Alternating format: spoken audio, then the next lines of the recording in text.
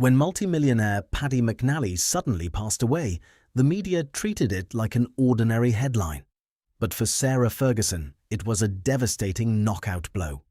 For over 40 years, Paddy was her ultimate escape plan, holding her secrets and quietly shielding her when the royal family shut their doors. Now, with his massive multi-million-pound estate sitting in the spotlight, whispers are spreading through royal circles. Could Sarah Ferguson be named in his secret will, or has her absolute last lifeline just vanished forever? Make sure you stay tuned until the very end, because the single detail uncovered in his final days completely changes everything we thought we knew about Sarah Ferguson's future. If you want to stay updated on the latest royal family news and hidden stories like this, hit that like button and subscribe to the channel. It really helps out, and I'd love to have you along for the journey. To understand where this story really begins, you have to look back to a time long before Sarah Ferguson ever walked down the aisle with Andrew. Long before she was a global headline, she was deeply in love with a man who had more power and cash than almost anyone in Formula One. His name was Paddy McNally. Paddy wasn't just wealthy, he built a massive empire in luxury motorsport alongside some of the biggest names in the business. When Sarah Ferguson met him in the early 1980s, she wasn't living in a palace. She was actually working for him, taking care of his kids after his wife passed away. But very quickly, that simple job turned into an intense, high-stakes romance. For 3 whole years, Sarah Ferguson was completely head over heels. She wanted to marry Paddy. She wanted to build a real life with him, but Paddy was older, fiercely independent, and simply refused to settle down. Insiders say that heartbreak almost destroyed her. So when Andrew came into her life shortly after, it seemed like the ultimate fairy tale ending. The big royal wedding happened, the world watched, and Paddy McNally became a ghost from her past. Or at least, that's what the royal family wanted everyone to think. Because here is the detail most people completely missed. Even after Sarah Ferguson married Andrew, Paddy McNally never truly left her side. While the newspapers focused on royal drama, Paddy stayed in the background, quietly watching over her. Whenever things went wrong for Sarah Ferguson, and as we all know, things went wrong very quickly, Paddy was always the first person to step up. He had the money, the private properties, and the absolute loyalty to protect her when the palace wouldn't. But how exactly did an ex-boyfriend become Sarah Ferguson's most powerful guardian for 40 whole years? The answer lies in a secret retreat hidden deep in the Swiss mountains. When Sarah Ferguson found herself completely cast out by the royal family, almost every single friend she had vanished overnight. But Paddy McNally did the exact opposite. He didn't just stay in touch, he opened up his multi-million-dollar empire and gave her a place to hide. High up in the Swiss mountains of Verbier, Paddy owned some of the most luxurious chalets in the world. And whenever the British media made life unlivable for Sarah Ferguson, those chalets became her private sanctuary. Reports suggest she could pack her bags, fly out of the UK, and completely disappear from the public eye whenever she needed to. Paddy offered her absolute privacy, total luxury, and zero judgment. While royal courtiers were pointing fingers and criticizing her every move, Paddy was giving her a safe haven, and it wasn't just about offering a beautiful place to stay. Sources say Paddy also stepped in with quiet financial support during some of Sarah Ferguson's darkest moments. Whenever her debts piled up or her business deals went wrong, Paddy was right there in her corner. What makes this bond even more incredible is how close Paddy became with Sarah Ferguson's daughters, Princess Beatrice and Princess Eugenie. To the young princesses, Paddy wasn't just some wealthy friend of their mother, he was like family.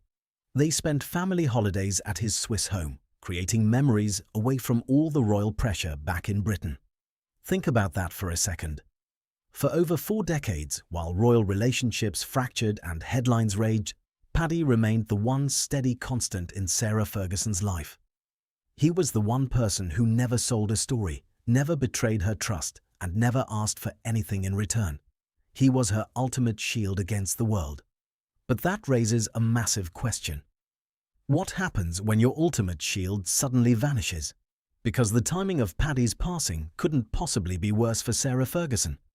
Paddy McNally couldn't have passed away at a worse possible time for Sarah Ferguson. Right now, Sarah Ferguson is facing one of the hardest moments of her entire life, and losing Paddy means her entire support system is crumbling around her. Over the past few years, Sarah Ferguson has been battling severe health challenges away from the public eye. On top of that, rumors indicate that the financial pressures on her and Andrew are reaching a boiling point. For months, reports suggest King Charles has been pushing to restructure royal finances, leaving Sarah Ferguson's living situation at Royal Lodge more uncertain than ever. In the past, whenever the pressure became too intense, Sarah Ferguson knew exactly what to do. She would quietly leave the UK and retreat to Paddy's Swiss sanctuary to clear her head and recover. It was her ultimate escape valve, but now that escape route is gone forever. To make matters even more heartbreaking, Paddy's passing wasn't the only tragedy to hit his family recently. Just 2 months before Paddy died, his 56-year-old son, Sean, passed away unexpectedly. Insiders say this double heartbreak crushed everyone who knew them, leaving Sarah Ferguson grieving not just a former partner, but a family she had loved for over 40 years. Without Paddy there to offer protection, comfort, or a place to hide, Sarah Ferguson is completely exposed. And as news of his passing swept through the media, people everywhere immediately started looking at Paddy's massive empire and asking a multi-million-pound question that is making royal observers everywhere very nervous. The moment news broke that Paddy McNally had passed away, headline writers across the globe didn't just reflect on his iconic race car legacy. They instantly turned their attention to his jaw-dropping multi-million-pound fortune. We aren't just talking about a comfortable retirement fund here. We are talking about a staggering estate estimated between 500 million and 700 million pounds. Paddy was a true titan of wealth. His personal collection of assets included the famous £40 million Ashcombe House in Wiltshire, a breathtaking historical estate once owned by legendary photographer Cecil Beaton and pop icon Madonna. He owned ultra-exclusive private mountain chalets in Verbier, Switzerland, along with a massive web of international investments built over decades at the top of Formula One. So the second his passing was confirmed, intense speculation exploded through royal circles. Could Sarah Ferguson, or even her daughters, actually be named in Paddy McNally's secret will? Rumors began spreading like wildfire. Commentators pointed straight to their 40-year bond. Insiders reminded everyone how Paddy had quietly stepped up as Sarah Ferguson's ultimate safety net whenever times got tough. Some claimed it was completely logical that Paddy might leave a massive, life-changing sum to Sarah Ferguson, or perhaps set up a substantial trust for Princess Beatrice and Princess Eugenie, whom he had watched grow up and loved like his own family. It sounded like the ultimate dramatic twist. But what is the actual truth behind these rumors? When you strip away the tabloid hype, the reality tells a very different story. To be completely clear, there is no official record, legal filing, or confirmed evidence that Sarah Ferguson was left a single penny in Paddy's final estate. Legally and practically, the vast majority of his fortune and grand properties are expected to pass straight to his surviving son, Rollo McNally, and his immediate family. And this brings us to the most tragic part of the story. Sarah Ferguson's true loss here was never about bank accounts, properties, or cash payouts. While money comes and goes, the kind of unconditional loyalty Paddy offered her is something money simply cannot buy, especially for someone as endlessly scrutinized as Sarah Ferguson. Paddy gave her absolute discretion, total safety, and a quiet shoulder to lean on when the rest of the world turned its back on her. Now, as his immense empire is quietly sorted out behind the scenes, Sarah Ferguson is left facing an entirely new reality. Without Paddy McNally standing in her corner as her final non-royal guardian, her safety net is officially gone, and what happens next could permanently alter the course of her future. With Paddy McNally gone, Sarah Ferguson has officially lost the last person on earth who could protect her without asking King Charles or the palace for permission. Think about what that really means for her right now. For decades, Paddy was her escape hatch. If life at Royal Lodge got too stressful, or if public scrutiny became unbearable, she had a guaranteed sanctuary waiting in Switzerland. She didn't need to answer to royal courtiers, she didn't need to ask King Charles for favor, and she didn't need to worry about headlines. Paddy provided a level of safety no one else in her life could match. Now that safety net has vanished into thin air.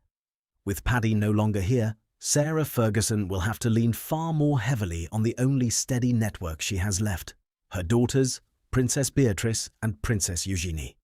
Both princesses have built strong independent lives of their own, but reports suggest they are now stepping up to give their mother the emotional and practical support she desperately needs.